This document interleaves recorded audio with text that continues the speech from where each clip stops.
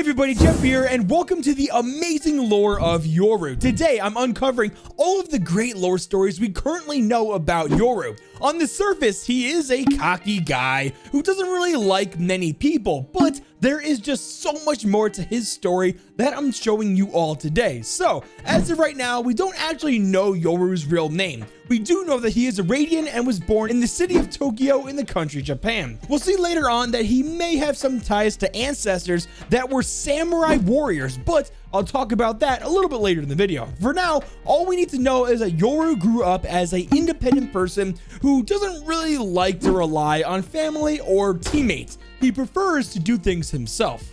You're all obsessed with teamwork, so I'll try it.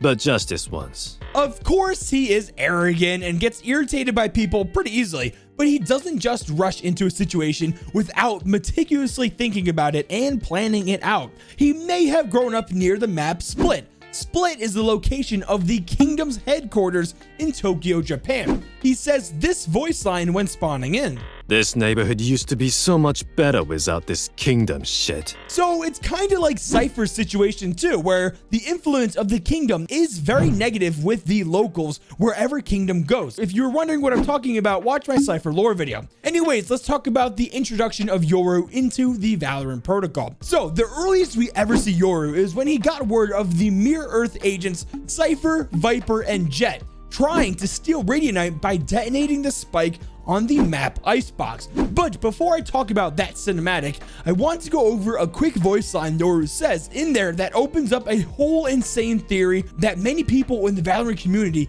don't know about. You in position yet? Working on it. What's taking so long? I thought you knew this place. I do. Don't rush me. We don't have time. I'm going in. Did you guys hear that? This wasn't Yoru's first time infiltrating the kingdom excavation site that is Icebox. He has been here before, but why was he there?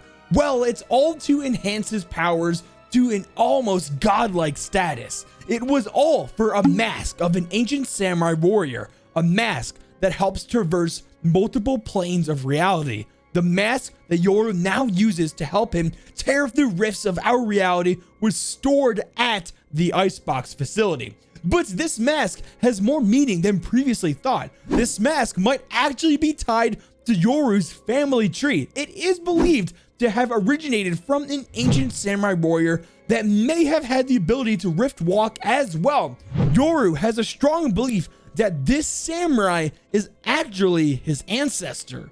Who were you, ancestor?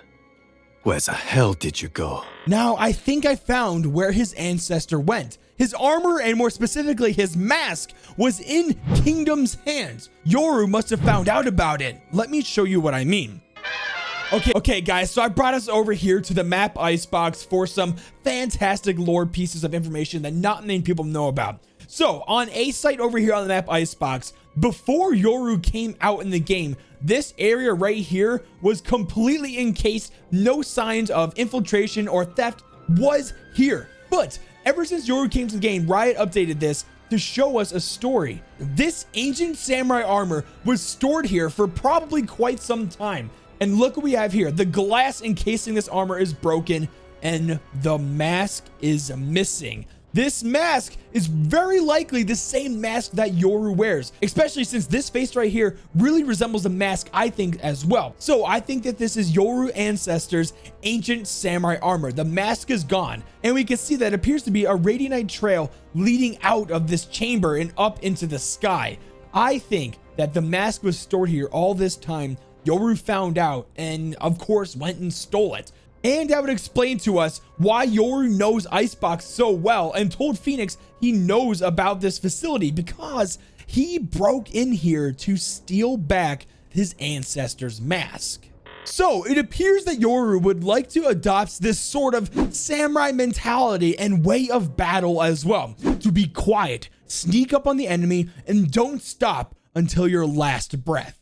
Don't stop fighting. You must keep going, even if you're the only one. The same symbol on the armor I showed you earlier is likely the same one on the back of Yoru's jacket, which also looks like the powerful mask he wears to traverse planes of existence. Also, this player card shows a mirror image of Yoru on the left, and either a samurai version of himself or what's more likely is his samurai ancestor. Also, with this player card, which is titled Unmasked Lineage, we see Yoru at the top, but very, very faintly to the left of him, we can see the Rift mask once again. This mask belongs to Yoru, and I do believe that he will be able to somehow communicate to his ancestor again. Okay guys, back to the retake cinematic. Now we know why Yoru already has experience with infiltrating Icebox. Well, he uses the benefit of that knowledge to sneak up on the sniping Cypher by tearing a rift into reality and promptly taking him out. Phoenix manages to take out Viper when Yoru has to make a tough decision.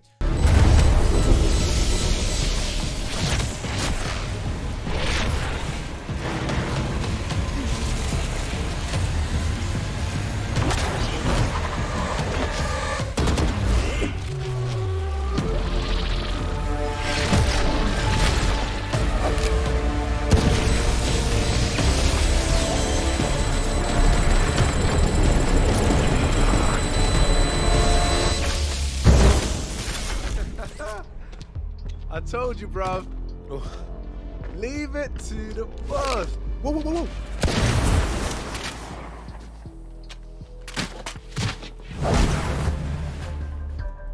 What the hell was that for?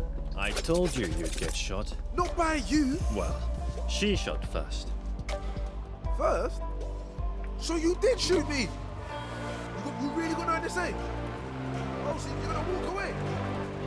Okay. They continue on bantering as Phoenix has no idea what just happened. See what I mean, guys, when I say how calm and calculated Yoru can be when in battle? He just had a feeling and knew that Jett was recovering from her wounds behind Phoenix. He predicted the split second Phoenix would activate his ultimate radiant ability just as Jett shot him in the back. That way, Yoru's bullet would barely miss Phoenix, travel through the remains of his fire, and hit the mirror Jett agent behind Phoenix. That's just so freaking badass, guys. Also, real quick, guys, does that mean that the Mirror, Jett, Viper, and Cypher are actually dead in Valorant's lore?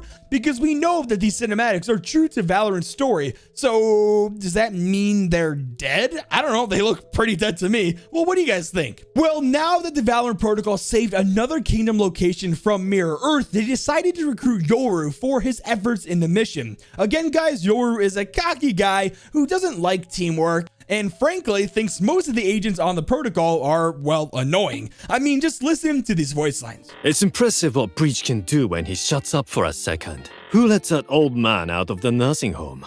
That Cypher thinks he sees everything. I go invisible, idiot. Come get me. Hey, Flower Girl, I found some leaves. Do you want them? I've got enough, thanks. But call me Flower Girl again, I'll break your nose.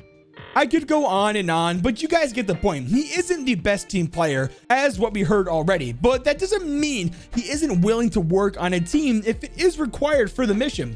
Ultimately, he wants to protect our Earth, as I'm sure he wants to protect his ancient heritages that are here. He often talks about the mirror agents from Mirror Earth as nothing more than minnows to him, and that they suck. They're stupid and definitely not capable of killing him. How did every piece of trash end up on the same team? Should I shoot them in the face or stab them in the back? I'll decide later. Anyone else think they can kill a god? It's my Earth. Now get out. Sorry, this was taken. But there are times where Yoru actually enjoys company, even if he doesn't always show it. Some agents he actually gets along with and likes is Phoenix, well, albeit they're like kind of like brothers, like always arguing all the time. He also likes Omen, sometimes Killjoy, and Jett. It seems your science shit has some use after all, Killjoy. Omen, let's teleport and spook those guys. That was good, Omen. Smile. Okay, Phoenix. Don't be upset when you get less kills than me. Reyna, I'll take one side if you take the other. They'll be dead in 5 seconds. Now, there is an interesting voice line when Yoru and Jett are near each other. He seems to take an interest in her knives and even asked what brand they are made of. What brand are your knives, Jett? They're not Mammoth. Segredo, maybe? I need one for my collection. I don't know, know, man. I don't think Jett is giving up any of her knives anytime, bro. So before researching for this video, I thought that Yoru was going to be a kinda uninteresting person who was mainly just a jerk, but I hope you guys are thinking the same way I am now, that Yoru is actually a super cool and badass character that I'm happy is on the Valorant protocol. I think the main reason why he portrays himself the way he does is because he doesn't really want to appear weak. Maybe it's the way he grew up or the samurai code he's trying to follow now, but perhaps he associates emotion as weakness, and that's why he honestly comes off as a dick sometimes. Never show weakness. Ever. Well, guys, I hope you enjoyed this awesome video. I had a ton of fun learning about Yoru. I hope you guys did too. Well, make sure to leave a like and subscribe notifications if you're new. Now, with all that being said, Jeppy out.